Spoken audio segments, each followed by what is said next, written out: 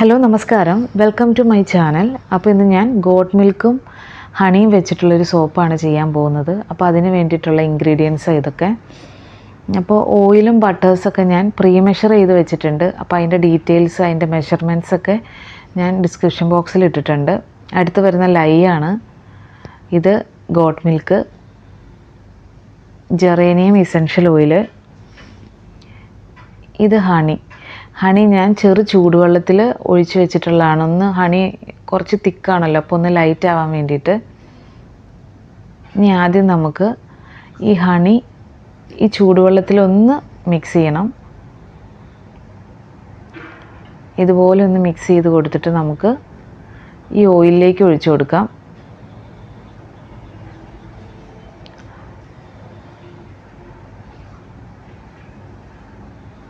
എന്നിട്ടൊരു ബ്ലെൻഡർ ഉപയോഗിച്ചിട്ട് ഈ ഓയിൽ ഹണി നന്നായിട്ട് മിക്സ് ആവുന്ന രീതിയിലൊന്ന് ബ്ലെൻഡ് ചെയ്ത് കൊടുക്കണം.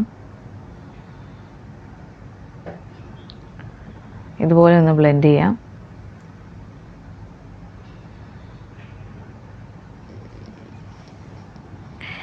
ഇത് മാറ്റി വെച്ചിട്ട് നമുക്കിനി അടുത്തത് നമ്മുടെ ഗോട്ട് മിൽക്ക്. ഈ ഗോട്ട് മിൽക്കിലേക്ക് നമുക്ക് ഈ കാസ്റ്റിക് സോഡ ഇട്ട് കൊടുക്കണം. ഓൾറെഡി ഇത് ഫ്രീസ് ചെയ്ത് വെച്ചിരിക്കുന്ന മിൽക്കാണ്. അതുകൂടാതെ എക്സ്ട്രാ ഒരു സപ്പോർട്ടിന് വേണ്ടി ഇതിൻ്റെ അടിയിൽ ഒരു പാത്രത്തിൽ ഐസ് ക്യൂബോ അല്ലെങ്കിൽ കൂളായിട്ടുള്ള വാട്ടറോ വെച്ച് കൊടുക്കാം. ഇതെന്തിനാണെന്ന് വെച്ചിട്ടുണ്ടെങ്കിൽ കാസ്റ്റിക് സോഡ മിൽക്കിലേക്ക് ഇട്ട് കൊടുക്കുമ്പോൾ ഓവർ ഹീറ്റ് ആവാതിരിക്കാനാണ്. ഓവർ ഹീറ്റ് ആയി കഴിഞ്ഞിട്ടുണ്ടെങ്കിൽ മിൽക്കിലെ ഗുണങ്ങളെല്ലാം നഷ്ടപ്പെടും, മിൽക്ക് പിരിഞ്ഞു പോകാനുള്ള സാധ്യതയുണ്ട്. പിന്നെ ഈ കാസ്റ്റിക് സോഡ മിൽക്കിലേക്ക് ആഡ് ചെയ്യുമ്പോൾ മിൽക്കിനും ഒരു കളർ ചേഞ്ച് ഉണ്ടാവും. അത് ഏത് മിൽക്കായാലും ആ മിൽക്കിന് ഒരു ചെറിയ കളർ ചേഞ്ച് ഉണ്ടാവും.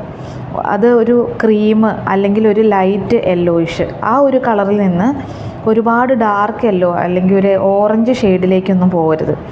അങ്ങനെ ആയിട്ടുണ്ടെങ്കിൽ ആ മിൽക്ക് സോപ്പിൽ ഉപയോഗിക്കാതിരിക്കുന്നതായിരിക്കും നല്ലത്. കാരണം ആ പാലിൻ്റെ ഗുണങ്ങളെല്ലാം അതിൽ നിന്ന് നഷ്ടപ്പെട്ടിട്ടുണ്ടാവും.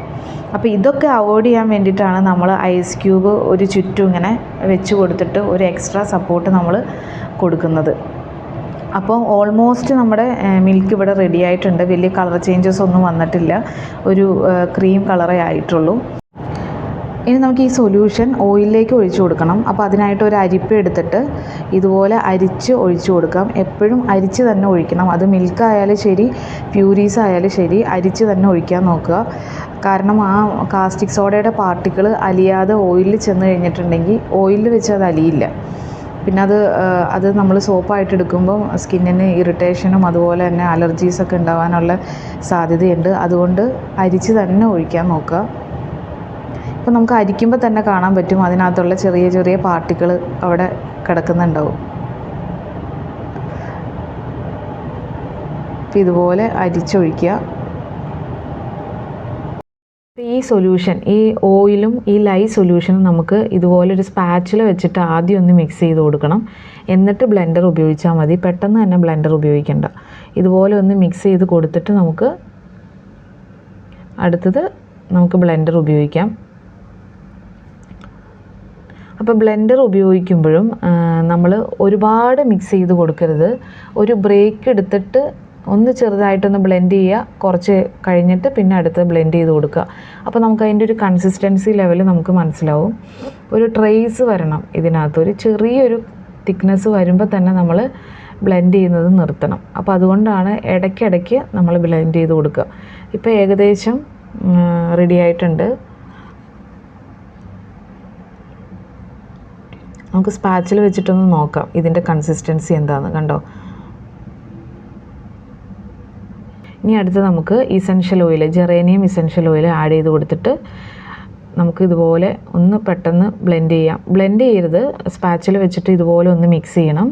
നമ്മൾ മോൾഡിൽ ഒഴിക്കുന്നതിന് തൊട്ട് മുമ്പ് മാത്രമാണ് ഇസെൻഷ്യൽ ഓയിൽ ഒഴിക്കാമുള്ളൂ. ഇനി നമുക്ക് ഈ മോൾഡിലേക്ക് ഇത് ഒഴിച്ചു കൊടുക്കാം.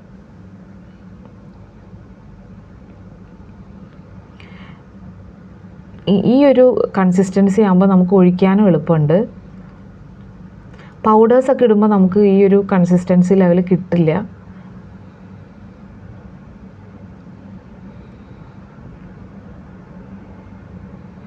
ഇനി നമുക്ക് ഒരു ചെറിയ ഡിസൈൻ കൊടുത്തിട്ട് ഏത് ഡിസൈൻ വേണമെങ്കിലും നിങ്ങൾക്ക് ഉപയോഗിക്കാം. ഞാനെപ്പോഴും സിമ്പിൾ ഡിസൈനാണ് ഉപയോഗിക്കുക. നിങ്ങൾക്ക് എന്തെങ്കിലും കളേഴ്സ് ആഡ് ചെയ്തിട്ട് മേളിൽ എന്തെങ്കിലും ഡിസൈൻസൊക്കെ അതൊക്കെ ചെയ്യാം.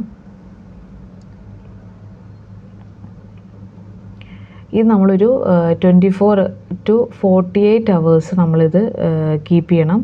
അതിനുശേഷം നമുക്ക് ഓരോന്നായിട്ട് നമുക്ക് കട്ട് ചെയ്തെടുക്കാം. ചിലത് നമുക്ക് 48 hours വേണ്ടി വരും കട്ട് ചെയ്തെടുക്കാനായിട്ട്. ഇതാ നമ്മുടെ സോപ്പ് ഇവിടെ റെഡി ആയിട്ടുണ്ട്. ഇതൊരു മോയ്സ്ചറൈസിങ് സോപ്പാണ് കേട്ടോ. മിൽക്കും ഹണിയൊക്കെ ഉള്ളതുകൊണ്ട് തന്നെ ഡ്രൈ സ്കിന്നുകാർക്ക് പറ്റിയ നല്ലൊരു സോപ്പാണ്. വീഡിയോ ഇഷ്ടപ്പെട്ടുവെങ്കിൽ ഒന്ന് ലൈക്ക് ചെയ്യുക, ഷെയർ ചെയ്യുക, സബ്സ്ക്രൈബ് ചെയ്യുക. എന്തെങ്കിലും ഡൗട്ടോ കാര്യങ്ങളോ ഉണ്ടെങ്കിൽ കമൻറ്റ് ബോക്സിൽ ടൈപ്പ് ചെയ്യുക, ഞാൻ റിപ്ലൈ ഇട്ടോളാം. അതുപോലെ തന്നെ സോപ്പ് മേക്കിങ്ങിൻ്റെ ക്ലാസ് അവൈലബിൾ ആണ്. അപ്പോൾ അടുത്ത വീഡിയോയുമായി നമുക്ക് ഇനിയും കാണാം.